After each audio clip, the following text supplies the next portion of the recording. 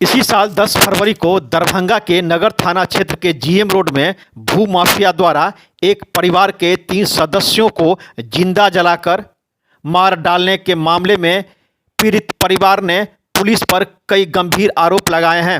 एक press conference में परिवार की जिंदा बचे सदस्यों ने कहा कि पुलिस आरोपी शिव कुमार झा को बचाने की कोशिश कर रही है, इससे उनकी जान पर खतरा है।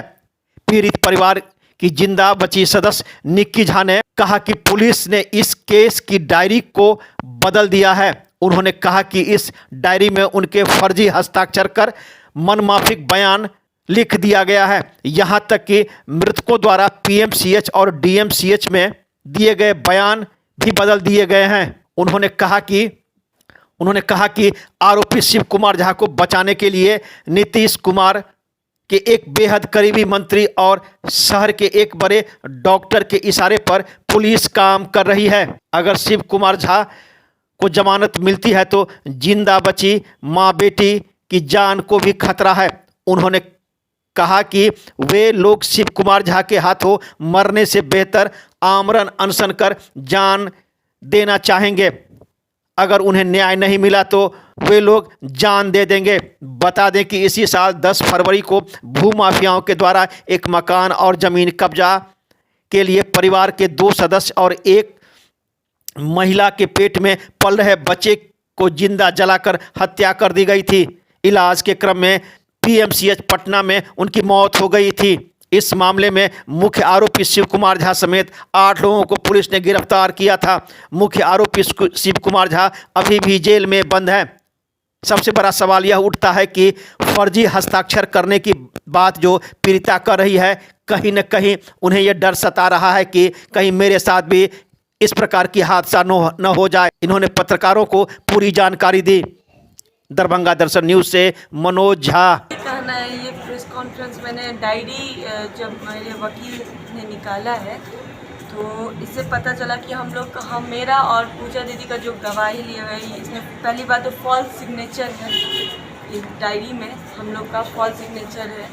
और दूसरी बात ये है कि जो मेरे भैया और मेरी दीदी का बयान लिया गया डीएमसीएच पीएमसीएच में, उसको तोड़ मरोड़ के लिखा गया है।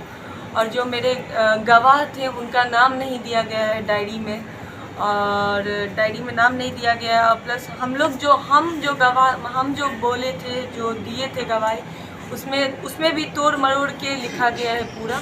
और हम ये डायरी तो इतना कमज़ोर है कि उनको बेल मिल सकता है। किनको? शिव कुमार झा को बेल मिल सकता है। क्या मामला हुआ था?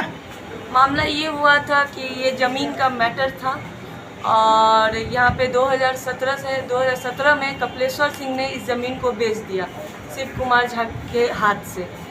और शिव कुमार झा के हाथ से बेचने के बाद कपिलेश्वर सिंह ने इस ज़मीन के बारे में 3 महीना तक ये छुपाने का काम किया। फिर भी हम लोग निकाले और यहाँ पे न्यायालय में केस दायर किए मेरे भैया पापा।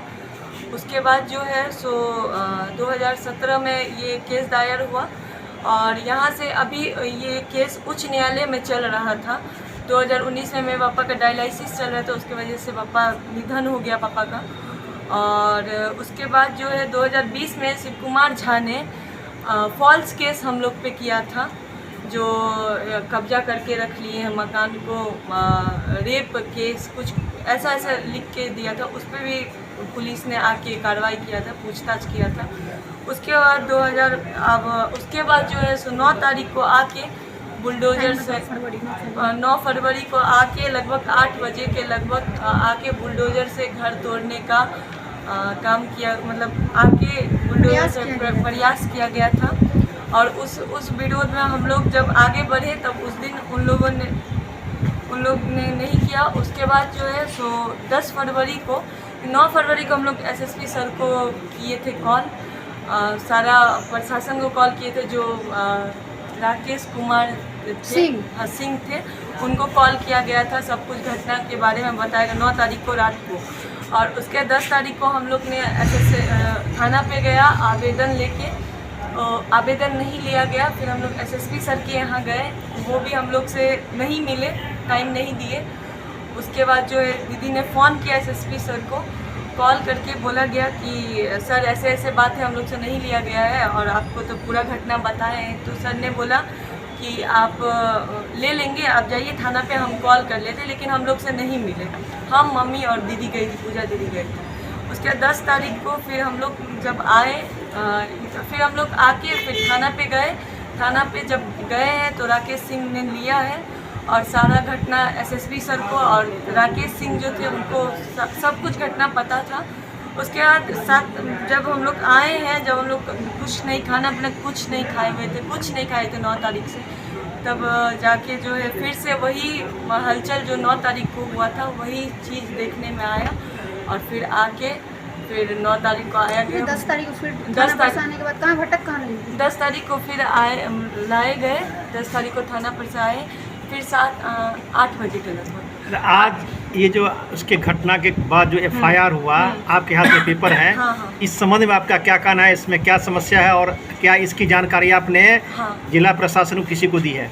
जी, इसमें समस्या ये है कि हम लोग का जो बयान लिया गया है वो तोड़ मरोड़ के इसमें लिखा गया है और प्लस हम लोग का, दीदी का और मेरा फॉल्स सिग्नेचर है और भैया का, और जो बयान लिया गया था पीएमसीएच डीएमसीएच में उसमें भी तोड़ मरोड़ कर लिखा गया है। तो आपके पास वो साक्ष्य है जो बयान इसमें तोड़ मरोड़ के दिया गया है? जी। और उनने आपके जो मृतक भाई हैं उन्होंने जो बयान दिया था वो बयान आपके पास है? वीडियो मेरे पास। वीडियो है मेरे पास। तो आप आगे इसके लिए क्या दावा करेंगे? चूँकि मामला कोर्ट में चल रहा है, आपने जिला प्रशासन को इसके विरोध में आपने जानकारी दिया है जिला प्रशासन को? जी, जिला प्रशासन को जानकारी दिया है और इसके विरोध में हम लोग प्रोटेस्ट फाइल करेंगे। और साथ इससे तो ये डायरी से तो ये मतलब समझ आ रहा है कि डायरी इतना तोड़ मरोड़ के लिखा गया, उनको शिव कुमार झा को इससे बेल मिल सकता है। तो आप इस डायरी में क्या क्या आपत्ति आपको लग रही है? क्या क्या इस डायरी में ये आपत्ति है कि हम लोग ने जो घटना हुआ है उस पर कुछ नहीं लिखा गया है। जो घटना मेन हुआ है, जैसे जैसे हुआ वो कुछ नहीं लिखा गया है। जो हम लोग ने बोला, जो हम लोग से बयान लिया गया, कुछ नहीं लिखा गया है। आपसे सिग्नेचर भी कराया गया था? जी, सिग्नेचर करा गया, लेकिन ये मेरा फॉल्स सिग्नेचर, ये सिग्नेचर नहीं है। आप दावा करें कि मेरा सिग्नेचर फॉल्स है? आपका 3 जगह 3 तरह का सिग्नेचर है। 3 जगह। आप अपना सिग्नेचर हम लोग को दिखाएंगे कि कैसे आपका क्या सिग्नेचर है और उसमें क्या है? जी, दिखाएंगे। हाँ, तो आगे आप क्या करेंगे इसके लिए? आगे यही करेंगे कि अगर हम लोग को 7 दिनों के अंदर जिला प्रशासन ने कुछ नहीं लिया एक्शन, तो हम लोग उनके हाथ से मरने, शिव कुमार झा के हाथ से मरने से अच्छा है जो हम लोग अनशन करके मर जाए। आप प्रशासन को इसकी जानकारी अभी देंगे? जी, प्रशासन को जानकारी देंगे आप? जी, प्रशासन को जानकारी देंगे हम। ये डायरी इतनी कमज़ोर लिखी गई है, आखिर इसके पीछे उद्देश्य क्या लगता है आपको? इसके पीछे यही उद्देश्य है कि शिव कुमार झा को बेल मिलेगा, पहली बात। और दूसरी बात ये है कि बड़े बड़े उनके ऊपर संरक्षण है, बड़े बड़े मंत्रियों का, बड़े बड़े डॉक्टर का संरक्षण। लगातार मंत्री और डॉक्टर के नाम कर रहे हैं, तो जब इतनी बात आप कह ही रहे हैं तो नाम लेने में क्या दिक्कत है? जी, हम लोग सिर्फ 4 आदमी बचे हुए हैं घर में। जब भैया के रहते ये सब कर सकते हैं तो क्या ठिकाना है जो हम लोग को नहीं हो ऐसा कुछ? आपको डर सता रही है? जी, जिला प्रशासन तो पूरे बिक चुके हैं। हम तो पहले भी सीबीआई का मांग किए। प्रशासन आपको क्या सुरक्षा दी हुई है? प्रशासन अभी 4 सिपाही दिए हुए हैं। जी, एक सवाल ये उठता है कि जिला प्रशासन मंत्री का और डायरेक्ट इन्वॉल्वमेंट है, तो इसमें हम क्या बोल सकते हैं? जब जिला ही प्रशासन बिक गए हैं तो हम इसमें क्या बोल? अभी आपने एक जी, हम अभी बोले ना, अभी हम नाम बोल देंगे तो हम पे भी हो सकता है कुछ ऐसा जो मेरे भाई बहन के साथ हुआ। क्या गारंटी है कि अभी मेरे साथ नहीं हो सकता? हम तो अभी भी डर के इस घर में। एक आप यहाँ जो आईओ इसको इन्वेस्टिगेट कर रहे हैं जी, इस पे क्या कुछ आपका आरोप?